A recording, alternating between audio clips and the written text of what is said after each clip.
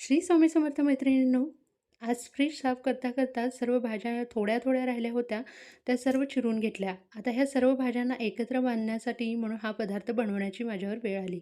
चला तर हा पदार्थ तर एकदम मस्त असा हॉटेलसारखा बनणारच आहे. तुमच्याबरोबर ही रेसिपी शेअर करूया.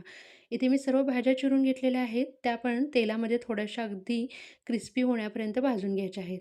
आता भाज्यांचा थोडासा कलर चेंज होत आला, की ह्यामध्ये हळद घ्यायची, काश्मीरी लाल तिखट, मीठ घ्यायचं आणि भाज्या छान अशा कुरकुरीत करून घ्यायच्या.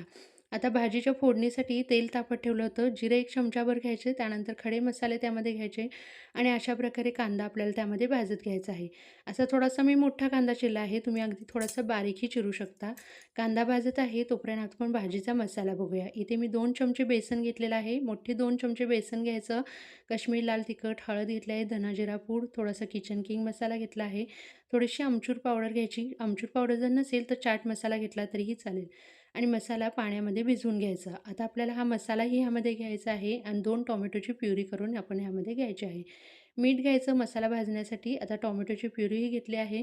मस्त असा मसाला आपला छान असा परतून घ्यायचा आहे. आता भाज्याही ह्यामध्ये घेऊया आणि छान अशा 2-3 मिनटं परतून घेऊन आपल्याला आता वाफ काढून घ्यायची आहे. वाफ काढण्याआधी ह्यामध्ये मी थोडंसं पनीरही किसून घातलं, कारण भाजीला एकदम छान अशी हॉटेलसारखी चव तर येणारच आहे आणि भाजी एकदम क्रीमी टेक्स्चरवालीही होणार आहे.